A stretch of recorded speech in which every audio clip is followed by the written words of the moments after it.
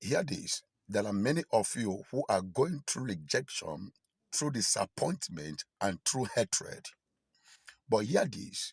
The truth of the matter is this: if you have not been rejected by men, you cannot be accepted by God. If you have not been disappointed by men, you will never have an appointment with God. If people have not mocked you, if people have not hated you, you can never be loved by God. Hear this. The Bible says in the book of Genesis, chapter 29, from verse 31, when God found out that Leah was hated by his own husband, by his own family, he was rejected, and God decided to open the womb of Leah. Have you seen that sometimes it's good for people to hate you for you to be loved by God? In the book of Genesis, chapter 24, from verse 60, God said to Rebekah, "You shall possess the gate of those that hated you." I want to say this again. God said to Rebekah, "You shall possess the gate of those that hated you."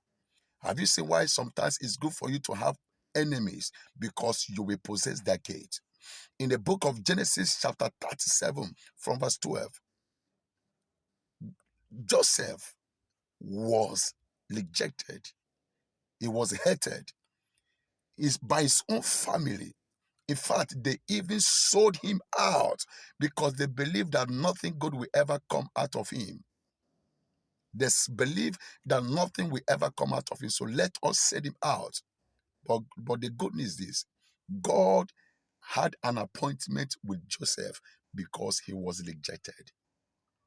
In the book of 1 Samuel chapter 16 from verse 13, Samuel anointed David. Why? Because even the family of David rejected David, they abandoned David, they never count David as one of their family. But God decided to have an appointment with David, and he made David a king over the family and over Israel. Hear this: those that have hated you, those that have rejected you, those that have abandoned you, they will soon look up to you. Listen to me. Those that have abandoned you, those that have hated you, they will soon look up to you. David, the family